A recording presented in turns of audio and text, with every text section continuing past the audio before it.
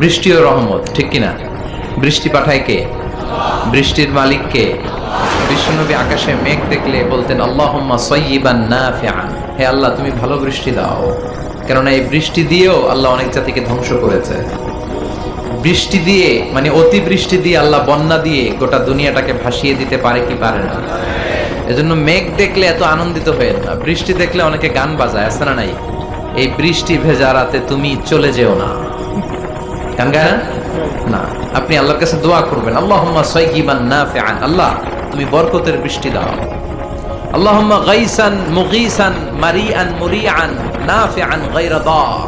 বিষ্ণুই পড়তেন আল্লাহ এই বৃষ্টিটা যেন উপকারী হয়, এই বৃষ্টি থেকে যেন ঘাস লতা পাতা কিছু পায়, এই বৃষ্টিটা যেন আমাদের জন্য বরকতময় হয়, যেন কল্যাণময় হয়, কোনো ক্ষতির কারণ যেন না হয়, তুমি কবুল করো। আবার বেশি বৃষ্টি হলে বিষ্ণুনবী দোয়া করতেন আল্লাহুম্মা হাওয়ালাইনা ওয়ালা